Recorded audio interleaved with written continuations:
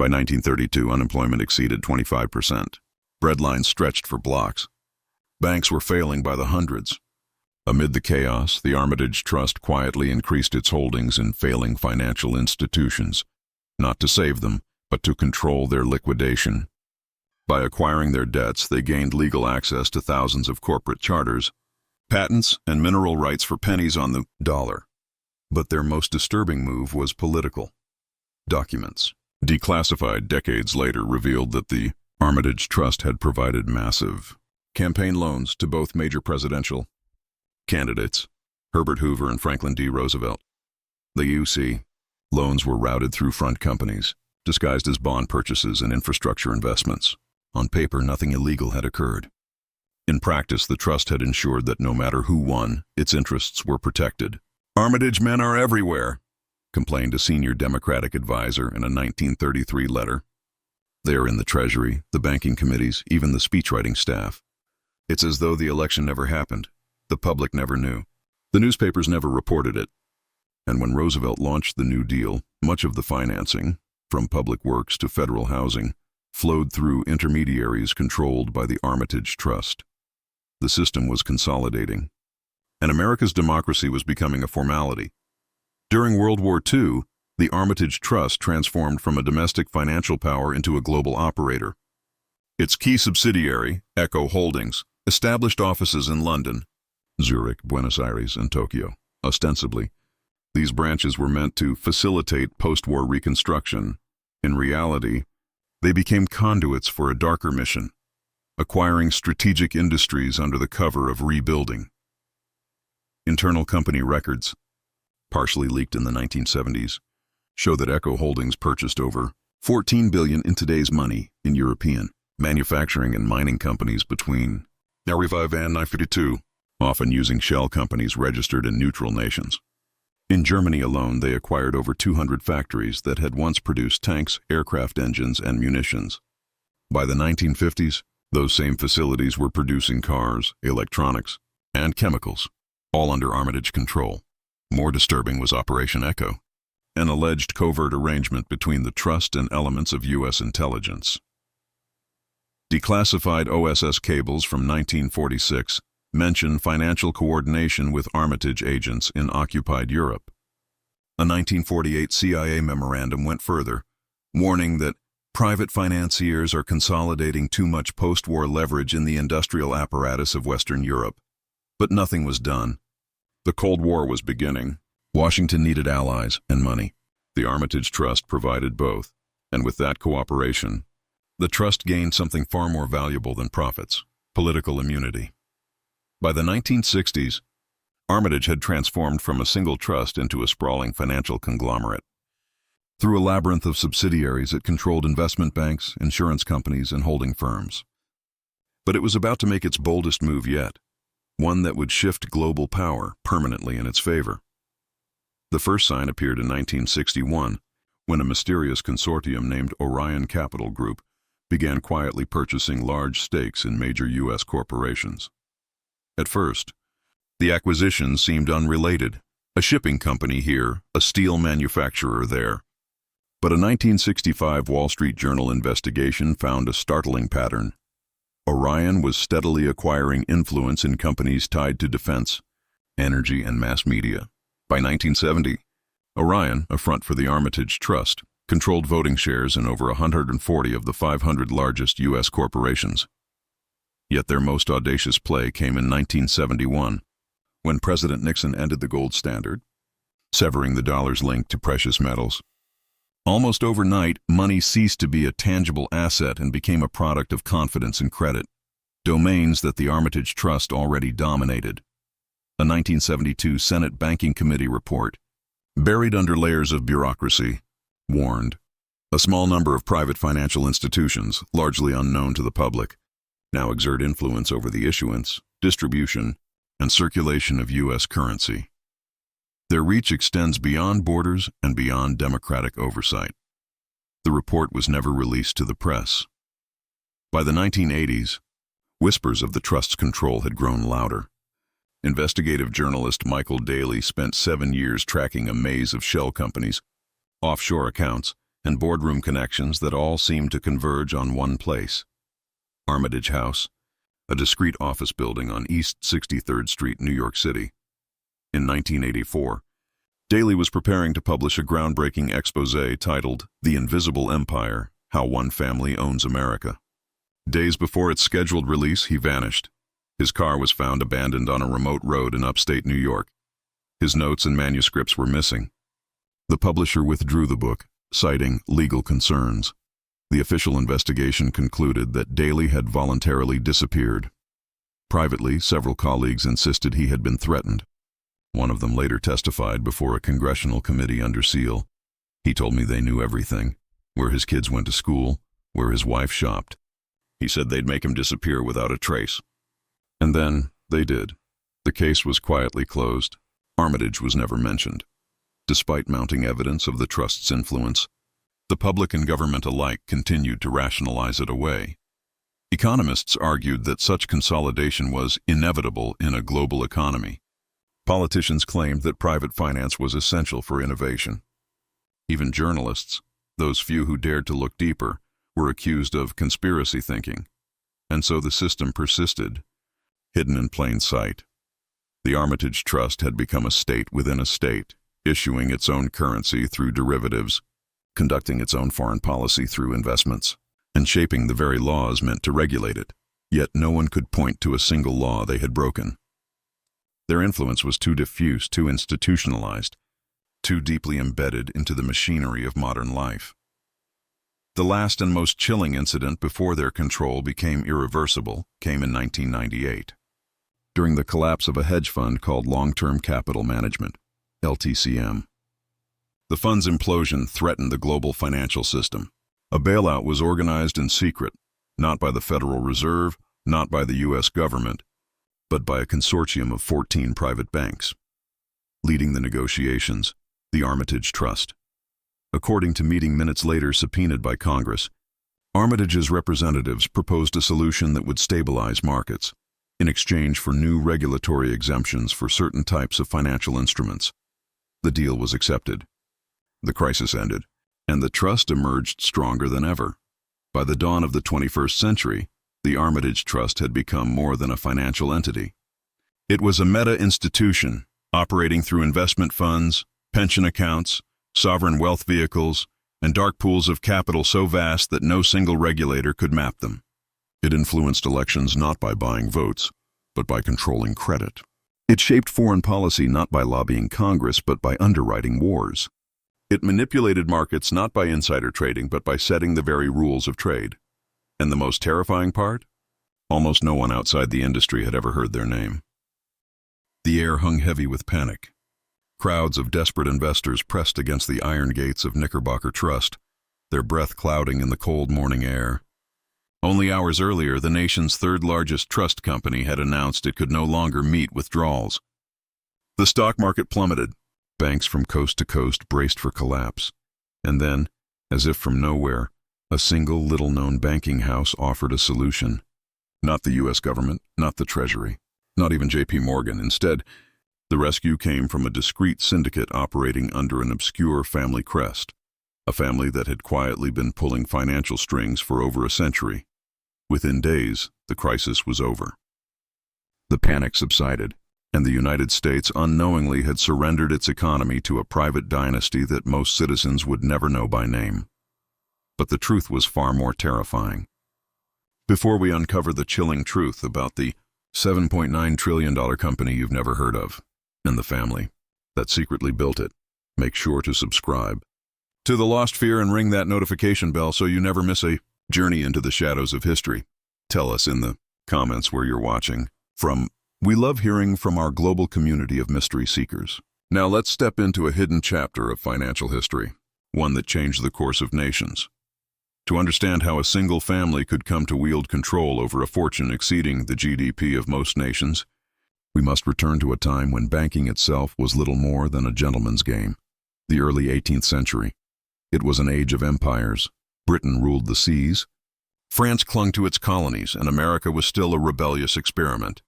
But beneath the flags and crowns, another power was quietly rising. Private capital. Money, not armies, would soon determine the fate of nations. And at the heart of this new power was a name that, even today, seems more legend than fact: Rothschild. Originating from the crowded alleys of Frankfurt's Jewish ghetto in the mid-1700s, Mayer Amschel Rothschild began as a humble coin dealer. But Mayer was no ordinary merchant. He understood something his competitors didn't. Information was power. He cultivated relationships with Europe's most powerful princes and monarchs, acting not just as a banker, but as an advisor, financier, and confidant. By the turn of the 19th century, Mayer's 5 sons had established banking houses in London, Paris, Vienna, Naples, and Frankfurt, creating a network so sophisticated that it could transfer money, intelligence, and influence across continents faster than most governments could respond. Historians would later call it the world's first financial internet. But while Europe was their proving ground, their eyes were fixed on a new world, a nation bursting with potential: the United States of America. In the early 1800s, America was still financially unstable. It had no central bank. Its currency was a chaotic mix of state-issued notes, private scrip, and foreign coins. This chaos created opportunity, and the Rothschild network saw it first. Through a web of intermediaries, they began financing canals, railroads, and industrial projects, the lifeblood of America's expansion. But these were no mere investments. They were footholds, leverage points that would allow them to shape the destiny of a young nation from within. By 1836, President Andrew Jackson had famously killed the Second Bank of the United States, accusing it of being a tool of European financiers. What few Americans realized was that Jackson's fight wasn't just against an institution, it was against the invisible hand behind it. One of Jackson's contemporaries, Senator Thomas Hart Benton, warned, "There exists in Europe a power which aims to govern the finances of the world. It is more powerful than kings, more enduring than empires." He was speaking of the Rothschild Consortium. The Civil War, 1861-1865, marked a turning point. Financing a war on that scale required resources the U.S. government simply didn't have. European financiers, including the Rothschilds, offered loans, but with conditions: influence over treasury policies, oversight of bond issuance, discreet access to American political leaders. By the late 19th century, their fingerprints were everywhere. They backed railroad magnates like Jay Gould, industrialists like Andrew Carnegie, and oil barons like John D. Rockefeller. The great American fortunes were not isolated empires. They were branches of a larger tree. The financial press of the era occasionally hinted at it. A New York Times article from 1892 reported, "The Rothschilds' influence is felt not only in the chancelleries of Europe, but in the counting houses of New York. Their capital flows unseen into our enterprises. Their counsel sought in our crises." But such reports were quickly buried, drowned out by patriotic rhetoric and the myth of the self-made industrialist. And so, the public believed that America's wealth was homegrown. The truth was more complicated. The panic of 1907 was the moment the family's control became undeniable. Even if no one dared speak its name, triggered by reckless speculation and a collapsing trust company, the panic threatened to bring down the entire U.S. financial system. Banks were closing. Ordinary citizens lined up to withdraw savings. Confidence evaporated overnight. In the chaos, one man stepped forward: J.P. Morgan. He famously locked bankers in his library, forcing them to coordinate a private bailout. But behind Morgan's theatrics was something few historians mention. European credit lines quietly extended to stabilize American markets, many traced back to the Rothschild houses in London and Paris. The episode convinced Washington of one thing: the U.S. needed a central bank. And in 1913, under the guise of reform, Congress passed the Federal Reserve Act. On the surface, the Federal Reserve was a government agency. In reality, it was a hybrid, a network of private banks with the power to create money, set interest rates, and shape the U.S. economy. And who held substantial stakes in those banks? The very same transatlantic financial dynasties that had been operating in the shadows for over a century. By the early 20th century, the Rothschild family's name was fading from public view, not because their power had waned, but because it had evolved. The era of family banking houses was ending. The age of institutional finance had begun. They pivoted into trusts, holding companies, and investment syndicates. They seeded institutions like Lazard Frères, Kuhn, Loeb & Co., and Brown Brothers Harriman, each nominally independent, but all linked by discrete ownership stakes and aligned interests. Through these entities, they financed World War I, profited from Reconstruction, and helped underwrite the corporate titans of the 20th century, from General Electric to Standard Oil. By the 1950s, their direct fingerprints were nearly invisible, but the network they created was worth trillions and still growing. And then, in the late 20th century, a new entity emerged, one that would consolidate this centuries-old power under a single corporate shell, an entity that today manages over $7.9 trillion in assets, and yet remains virtually unknown to the public. What investigators discovered next would rewrite everything we thought we knew about wealth, power, and control. By the time the Federal Reserve had been established, the Rothschild dynasty's original family banking model was already mutating into something far more sophisticated and far harder to trace. In the United States, one branch of their financial web began consolidating influence under a name that almost no one recognized: the Armitage Trust. The Armitage Trust began as a merchant banking house in Boston, Massachusetts in 1914, founded by three partners: Jonathan Armitage, Theodore Brandt, and Louis H. Meyer, each of whom had prior ties to European private banks. Officially, the trust specialized in underwriting infrastructure projects and issuing government bonds. But within a decade, its reach would stretch far beyond railroads and municipal loans. "The Armitage Trust is less a bank and more a government unto itself," wrote a Treasury official in a 1928 memorandum. "Its influence is subtle but undeniable. It is always present in the room, even when its name is never spoken." The trust's growth was fueled by its uncanny ability to predict and profit from historical turning points. Its archives later revealed that it had financed U.S. war bonds during World War I before Congress had even approved military mobilization. It quietly acquired stakes in munitions companies months before the first American soldiers shipped out to Europe. It bought shipping fleets on the eve of a global trade boom. Time and again, Armitage seemed to know what was coming before anyone else did. Some suspected insider information. Others whispered about influence, but no one could prove anything. And those who tried, journalists, whistleblowers, even a senator or two, often found their careers abruptly ended. For nearly a century, the Armitage Trust had remained invisible, not because it was hidden, but because it had woven itself so deeply into the fabric of the global economy that no one thought to question it. But the 2008 financial crisis changed everything. The collapse of mortgage-backed securities wiped out trillions in global wealth. Iconic firms vanished overnight. Ordinary Americans lost homes, jobs, and retirement accounts.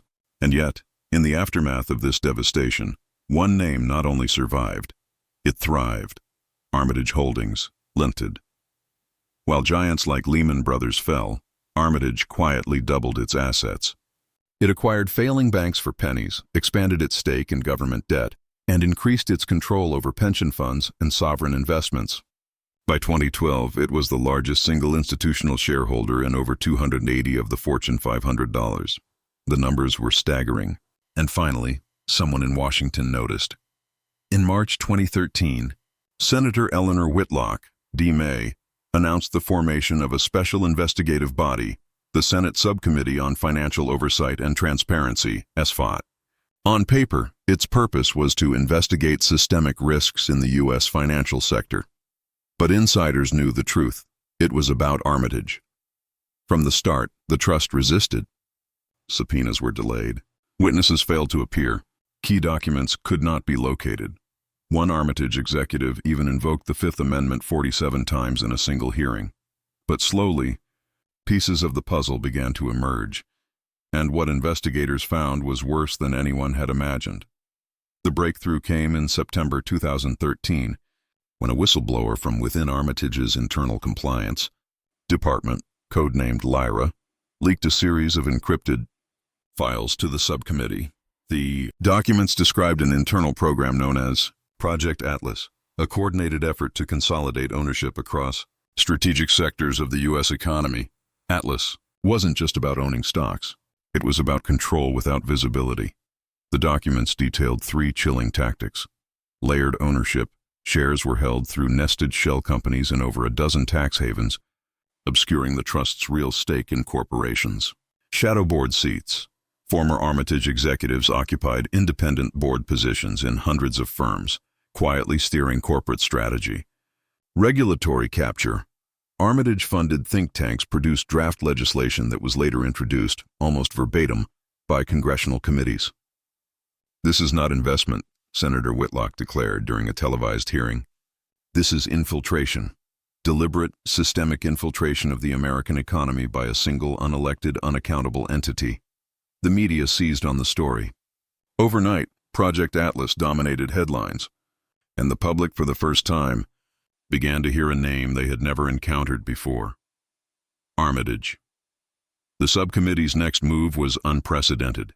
It petitioned a federal court to compel an independent audit of Armitage holdings.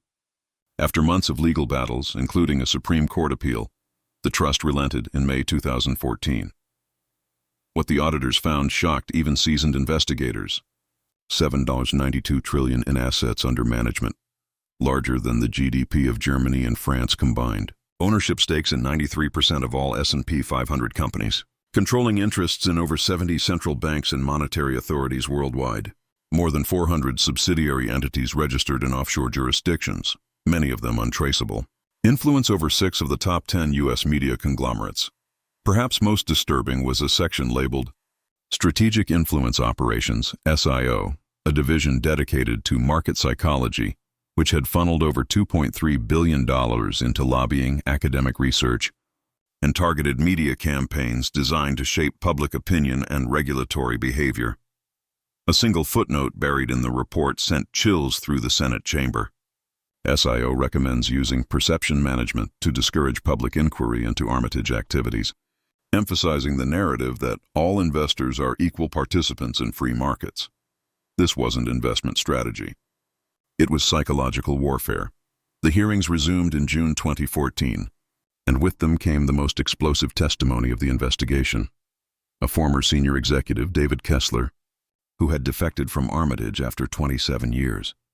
Kessler's sworn testimony painted a portrait of a company that didn't merely operate within the financial system.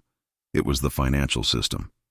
"We didn't see ourselves as a firm," Kessler told the subcommittee. "We saw ourselves as an ecosystem. Government set laws, but we shaped the markets that dictated how those laws functioned. If a policy threatened us, we redirected capital flows to punish it. If a government resisted, we manipulated bond markets to change its leadership." When asked if the trust had ever directly interfered in U.S. domestic policy, Kessler paused. "Define interfere. We funded both sides of key debates. We placed analysts in Treasury advisory panels. We had informal meetings with Federal Reserve officials weekly. Did we write laws? No, but did we shape the world in which those laws were written? Absolutely." The room fell silent. Just weeks later, a confidential memorandum surfaced, allegedly written by Jonathan Armitage IV, the current CEO and great-grandson of the trust's founder. It had been distributed internally to senior executives shortly after the subcommittee hearings began. The memo read, in part, "Democratic institutions are transient. Capital endures. Laws are subject to political cycles. Markets obey no cycle but their own. We do not need permission to shape the world. We already own the tools to do so." The memo was never officially authenticated, but its language echoed known internal communications.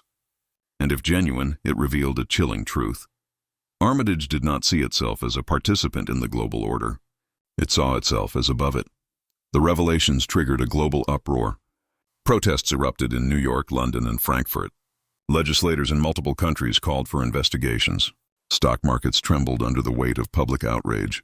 And yet, despite the noise, little changed. The subcommittee's final report, released in November 2014, concluded that while the Armitage Trust represented a systemic risk to democracy and market stability, it had committed no provable crimes. Its actions, while morally questionable, were entirely legal under existing laws. The most damning line came in the report's conclusion. The Armitage Trust is a mirror held up to our system. It thrives not because it breaks the rules, but because it has mastered them. The hearings ended. The headlines faded. A few symbolic reforms passed, modest disclosure requirements, stricter lobbying rules, but the machinery of Armitage remained intact. By 2016, their assets had surpassed $8.4 trillion. By 2020, they were managing portions of over 200 sovereign wealth funds. By 2023, their influence had reached into artificial intelligence, biotechnology, and national defense. And as one investigative journalist dryly noted, Armitage didn't lose power when it was exposed. It gained it, because now fear itself is part of its brand. The discovery of Armitage's empire was not a victory, it was a reckoning. It forced the world to confront a chilling question. What if democracy, capitalism, and sovereignty were never truly in the hands of governments or voters, but in the balance sheets of a private dynasty that had been shaping history since the 18th century? And if that is true, can anything stop them? What authorities discovered next would reveal that even exposure was not enough, because the empire had already prepared for the backlash.